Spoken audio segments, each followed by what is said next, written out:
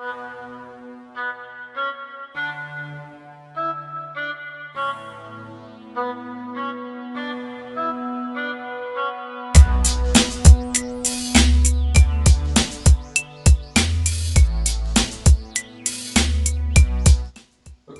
you're welcome again to today's lesson. We discussed a lot. Hope you enjoyed the previous lesson, the previous videos about set theoretical notations. Today we want to talk about other terminologies, other set terminologies. We will discuss about some where we're discussing about those notations, like the empty set and the likes. Now today we want to focus about the four other terminologies, namely the Venn diagram, the universal set, the complement of a set, as well as superset, subset, and the proper subset. So, when we talk about Venn diagrams is a diagrammatic representation of sets. Is a diagrammatic representation of mathematical or logical sets as circles or closed curves within an enclosed rectangle. And this enclosed rectangle is known as the universal set. Now, suppose we have this enclosed rectangle this way. This is the enclosed rectangle. This is the universal set. We still discuss about that. Now, if you put any set, inscribe any set inside this enclosed rectangle, no matter the number of sets, so far this set is not outside this enclosed rectangle. This is the diagrammatic representation of the set. We call it the Venn diagram. We call it the Venn diagram. However, we have various ways of representing a Venn diagram or representing sets. We have what we call the stacked Venn diagram. Like we have the sets this way. When we talk about the stacked Venn diagram, we have the set this way. We may have another one inside. We may have another one inside, and so on and so forth. This is what is known as the stacked Venn diagram. Let's say the set A, B, then we have C. So we can have it this way, or we have it in this form. In other way, we know that Venn diagram is a diagrammatic representation of mathematical or logical sets, and we mostly use this a circle or a closed curve. That is a Venn diagram. When we talk about the universal set, we've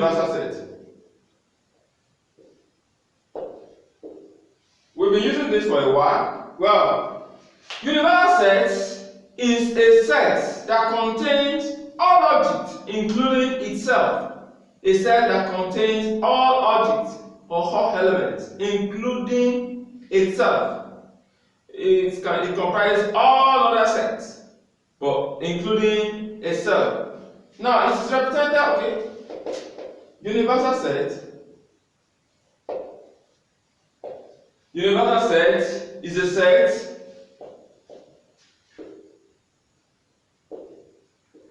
which contains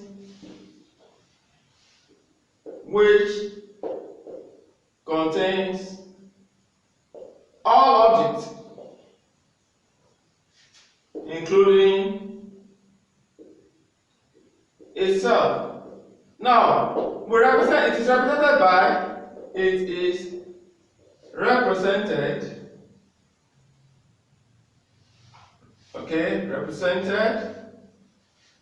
by you or this. This is how we represent the universal set. Okay, mathematically now. Let's say mathematically now. Suppose we have sets A, we have sets A, B, and C. Then U, which is the universal set, or let's say, then set A, B, C must be a subset of, okay, let's use another, okay, let's use this so that you'll not be confusing. ABD may be anything. ABD is a subset of the universal set. So that means, in other words, if you have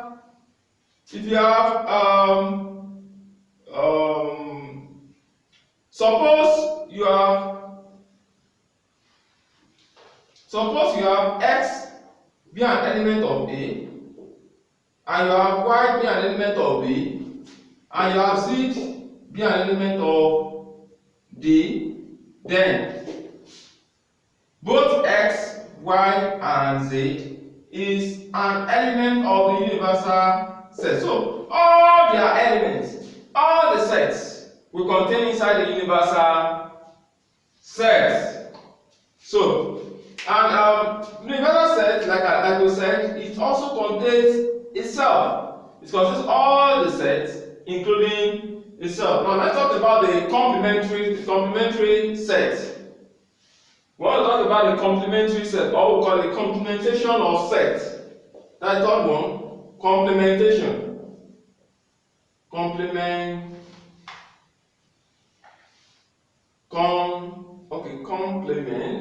Am I right? Complement, yes. Complementation of sets. Okay. If you have any sets, let's say set A, then the complement of A is simply all the elements that is inside the universal set and that are not inside A. So if you have a set A, the complement of A is all the elements inside the universal set but are not inside A. So let's say definition.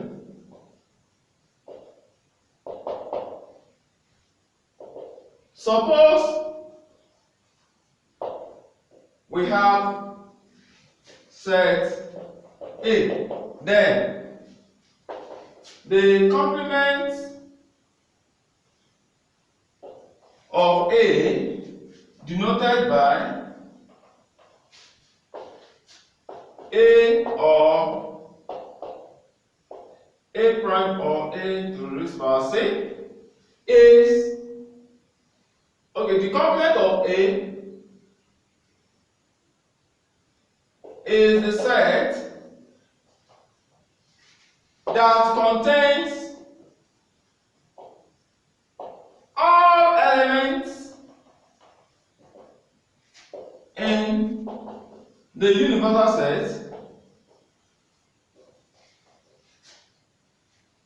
other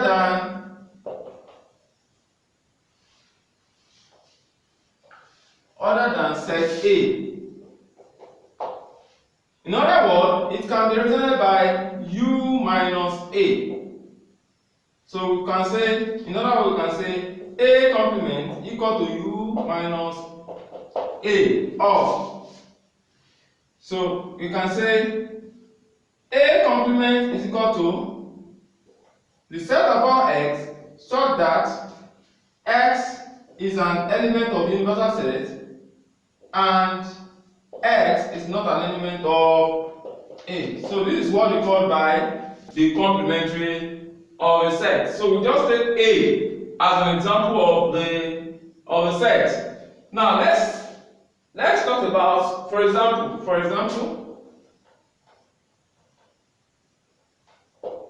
suppose, let's say,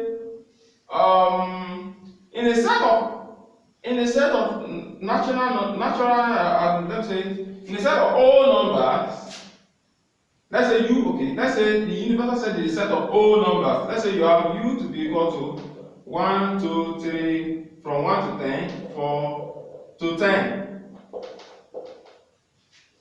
And you have set A to be equal to 2, 3, 4, 6, 7.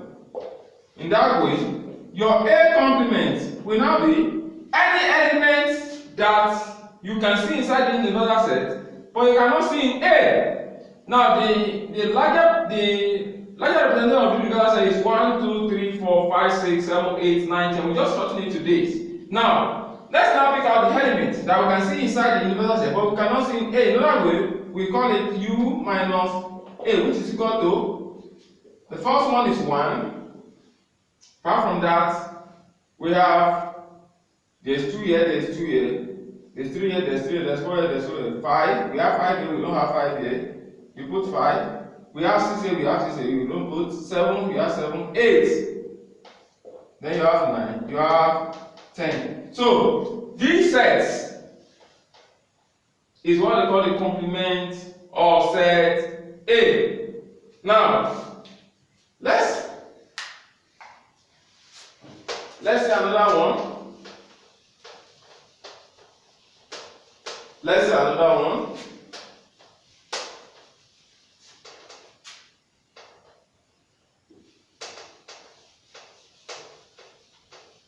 Okay. Let me put this order set terminologies. Okay. Now, we've discussed the Venn diagram, we've discussed the universal set. Next, we discussed the complementary of sets. Next that we want to discuss is the superset, set, subset, and the proper subset. So, number 4, we have the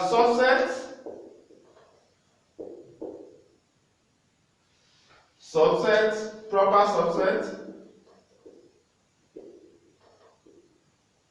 and superset.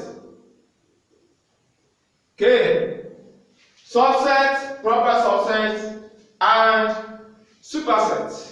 If we have any element, or let's say if you have any set, let's say set A and B, and you see, if you have any set like set A and set B, for instance, if the element in A is also in B, in that case, the element is A is also in B, in that case, A can be a subset of B. However, suppose we have the element in B even more than the element in A, but all the elements in A is also in B, then A can still be a subset of B. Now let's define it mathematically now. Definition.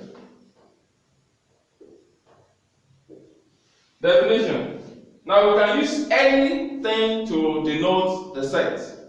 I just use A and B. We can also use like M and N. Now for instance, let's say we want to take M and N. We have a set M and a set N such that the set M is a subset of a set N, or the set N is the superset of set M. Then it means that M contains the element inside N. M contains the element inside N, and all the elements of M are also element of N. So in that way, we said M is a subset of N. So in other words, for sets M and N,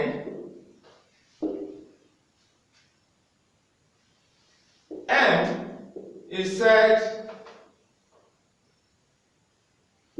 to be a subset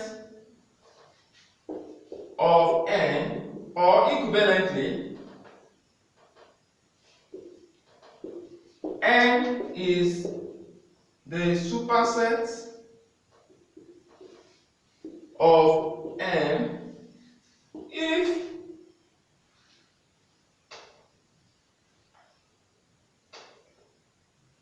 all the elements of M is also in N. So if all the elements of M is also in N, then M is said to be the subset of N. Now, mathematically now, let's take it mathematically. It is written as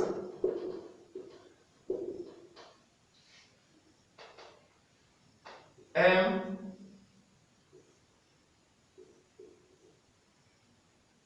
this one means M is the subset of N, or you have this one means N is the superset. N is the superset of M. So N is the subset of M, or M is the subset of M. So this sign means subset, while this sign means superset. Now let's look at this diagram so that you get it better.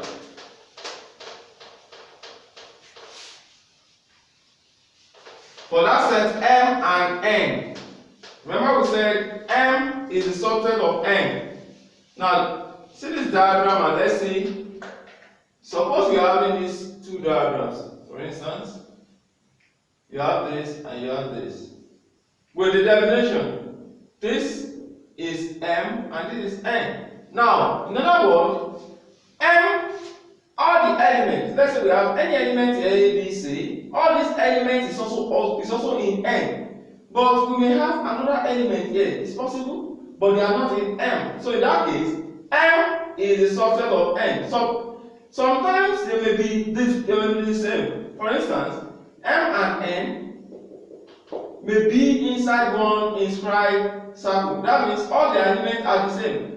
In that case, M is still a subset of N, and also N is a subset of M. We can say M equal to N. But in this case, M is a subset of N, but N is the superset of M because all the elements in M is contained in N, but not all the elements in N is contained in M.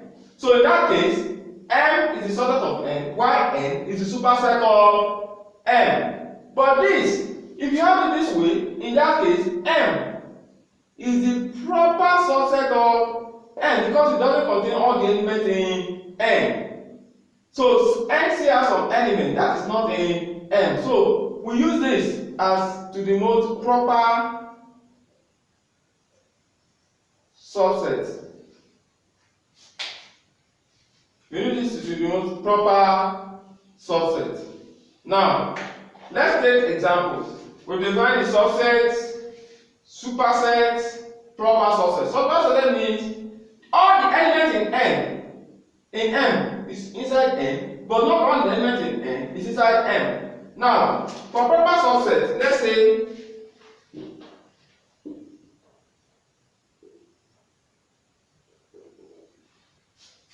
for proper subset, suppose M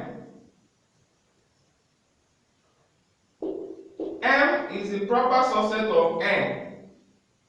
If M is the proper subset of N, if we have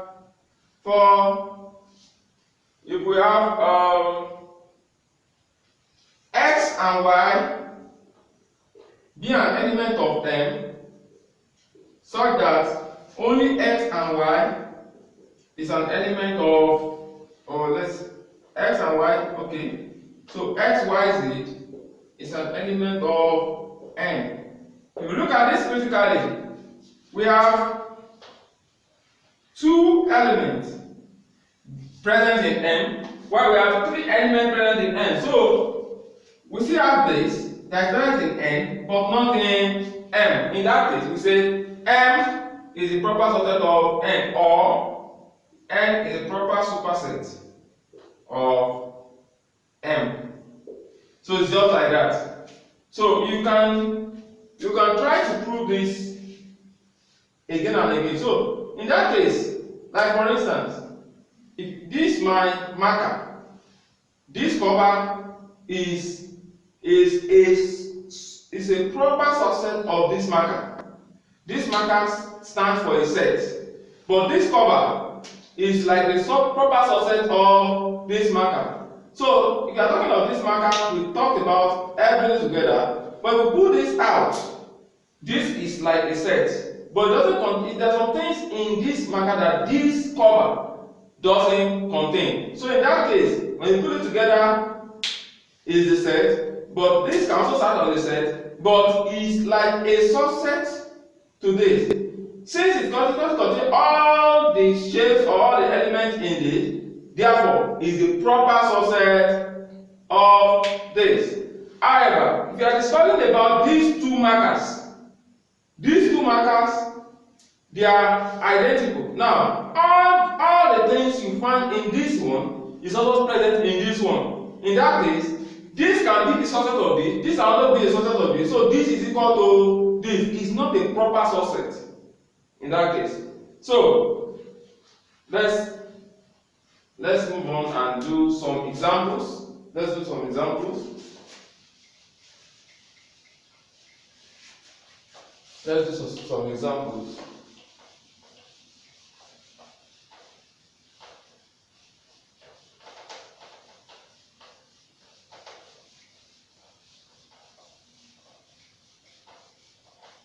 Now, for example, let's see example 1.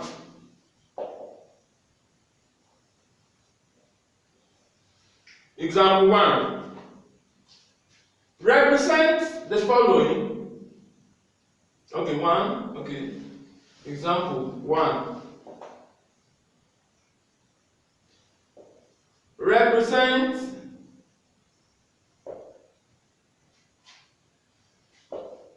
the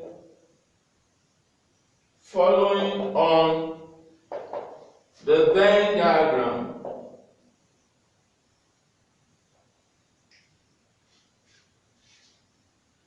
Considering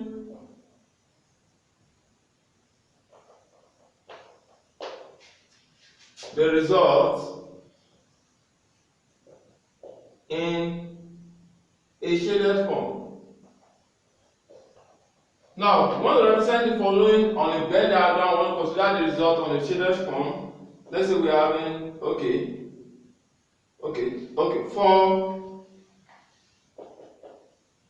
for set A, B, P, Q, such that A, B, P, Q, they are all subsets of this universal set. Then let's say we have then 1. Let's say 1 represents A complement. Let's use those 3. APQ. Good. Now A complement 2. A complement 2. A intersection B 3. A complement 3. A to A intersection B 4. A and B be a subset of U. So the limit is to just these two, A and B. 3, we have A intersection B complement. 4, A and B be a subset of U. Okay. Let's say the fourth one. A intersection B intersection P. That is the fourth one. Then let's see. Okay. I think it's okay like that. Now let's solve those 4 questions. The 4 questions. Let's just represent it right. The question A, having those 4 in it. Let's solve the 4 questions and let's see what that can give us. Maybe that one will help us to understand better what set theory is. Now, the first one says A complement.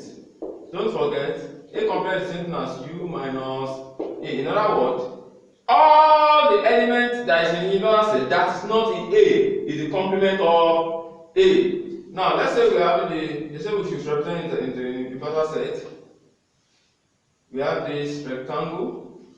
This is the universal set. So these they don't give us, they only give us the three sets A, B, and P. B is a subset of U. So you have to describe the A, B, and P. We have A, B, and P. A, B, and P. So in that case, they said the shaded form will give us the result of what we are looking for. Now, this is A. Everything here is A. Okay, okay. Let me put it inside.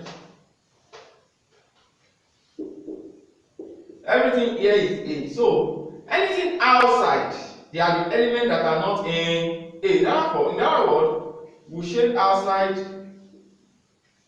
the rectangle. That will give us the complementary of A. Make sure you shade it well. You don't need to use ruler, just shade to indicate your answer. So this is A complement. Now the second one.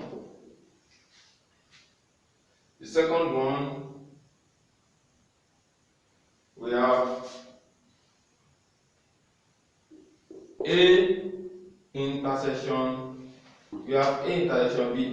But they said for A and B, B is a subset of U of the universal. So they are only considering only two elements. So you draw the Venn diagram for it.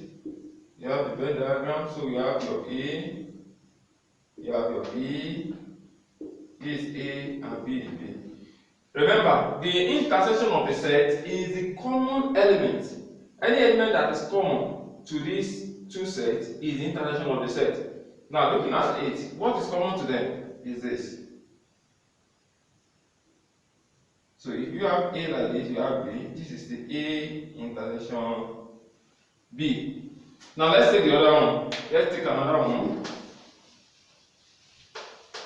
Let's take another one.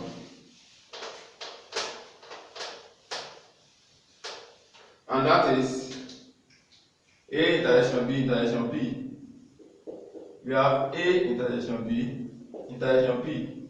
So we have three elements. You draw your Venn diagram. First of all, this is the Venn diagram.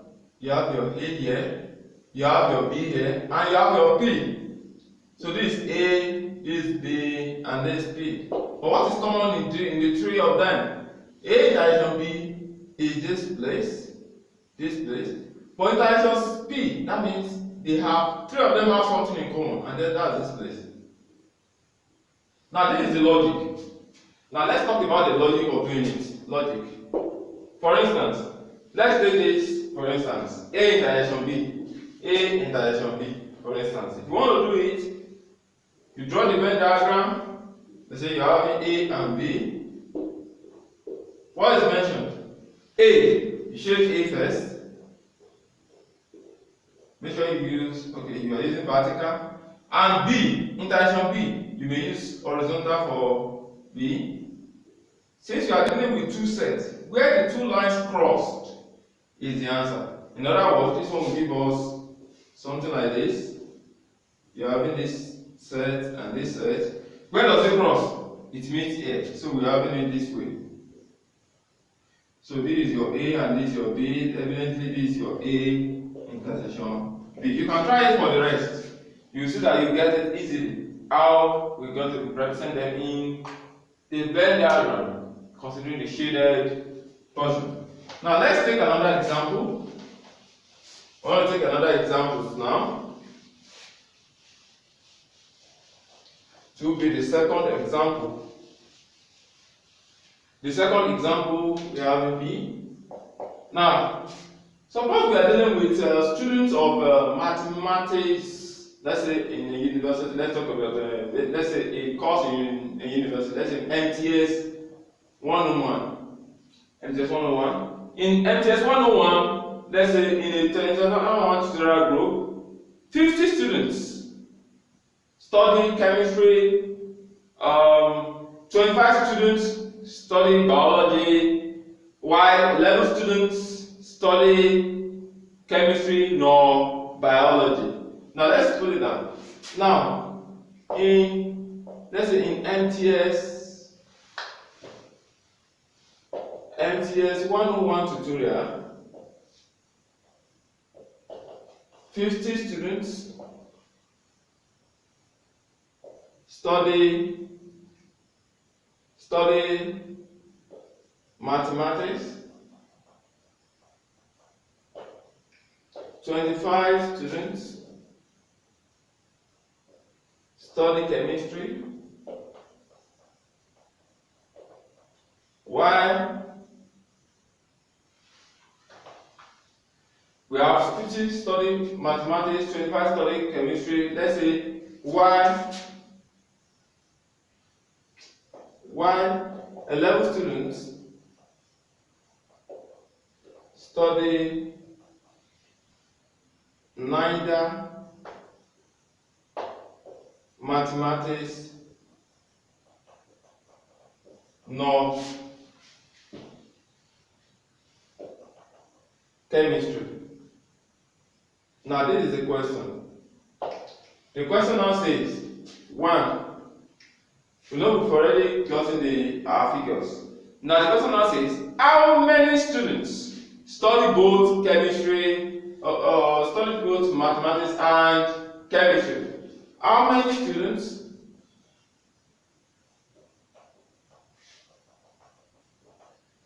study both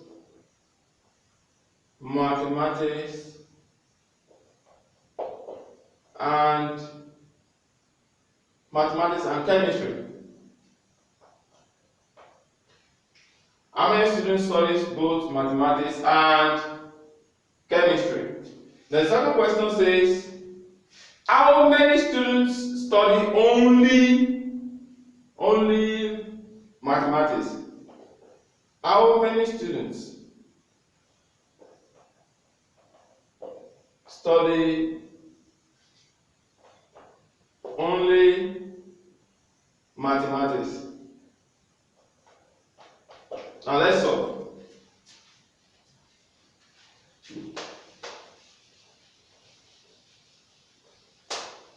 From the first one, we first we call something algorithm. Mathematical algorithm is the step-by-step method of solving mathematical equations. So, in that way, let's itemize what we are given. The first one, we have the order of this set. Let's say, let M represent mathematics. Let C represent chemistry. Now let's talk about their order now. The order of mathematics now. The order of mathematics. We're given the order of mathematics to be 50.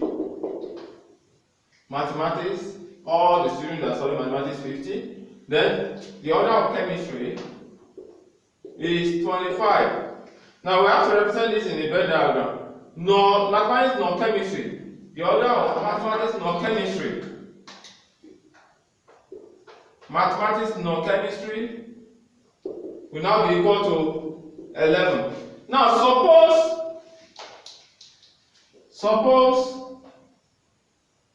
the total number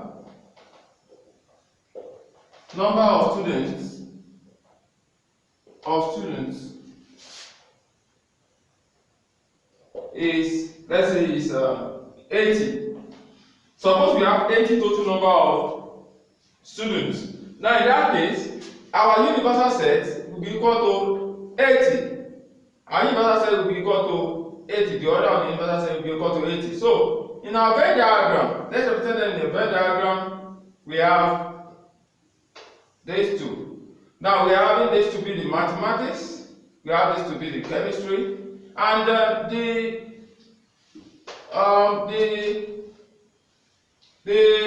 students that study both mathematics and chemistry are not given. So in that case, we have M with the mathematics and chemistry to be equal to this.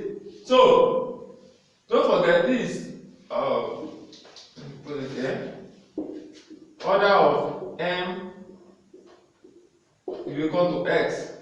So don't forget, this is represented by what? X. And we are having the total number of students that study mathematics. That means the whole mathematics here is 50. So if you are talking about this portion, it should be 50 minus what? X. Now for chemistry, that means the whole student that study chemistry is 25. So if you are talking about this portion, it should be what? 25 minus X. Now, the student that doesn't study both mathematics and chemistry is what? 11. So you put it inside the Venn diagram, but inside the box, but outside the two sets. Now, we have then, this is 80 from the question given. Now, the first question now says, how many students study both mathematics and chemistry, which is what we are about to get. We don't know yet, but we're going to solve it out now to get the total number of students. Don't forget, the universal set contains all the elements, all the sets. So, all the sets or all the objects is contained inside the universal set. So, in other words, from the examples you see there, it means if you add every element there together, it should give us the total number of the universal set that we have. Now, let's add them together and let's see what we're going to get. That means the universal set, if you have 50 minus x plus 25 minus x, okay, plus 25 minus x plus 11 should give us what? 80. So in other words, this can cancel this. Okay, let's call this 100. So we're going to get a definite answer. Let's call this 100. Let's call it 100. You can have it any way, in any textbook, and you still get it. The most important thing is to get the logic behind it. Now, 50 plus 25, it gives us what? 75. 75 plus 11 will give us 86 minus x. Okay. That 80 is okay. That 80 is okay. Sorry. 80 should give us a very fine answer. The 80 we used before is okay. It's okay. Let's see. Think should give us correct answer. Now we have 86 minus 10 to give us what? 80. In other words, if we transfer this x to this other side, we have x to be equal to 86 minus 80. So 86 minus 80 will give you what? 6. That is fine. So that means the student that study both mathematics and chemistry are 6. So it implies we're solving the first one, which is 1. So this implies that 6 students study both mathematics and chemistry. 6 students study both mathematics and chemistry. So the second one now, we said, how many students studied only mathematics? Only mathematics. Now, the order of mathematics only will now be equal to, we have 50 minus x. In other words, now be 50 minus, what's our x? 6, which is 44. So in other words, 44 students studied only what? Mathematics. So that is all about the Venn diagram. We have lots and lots of questions that we can solve under this Venn diagram. In fact, under the whole set, Please, if you have any other questions that you feel like we should solve on this, please kindly forward it to our official email, primetutorsolutions@gmail.com. and all other ones that I should be showing on your screen. We really appreciate you being part of this e-learning platform, Prime Tutor Solutions.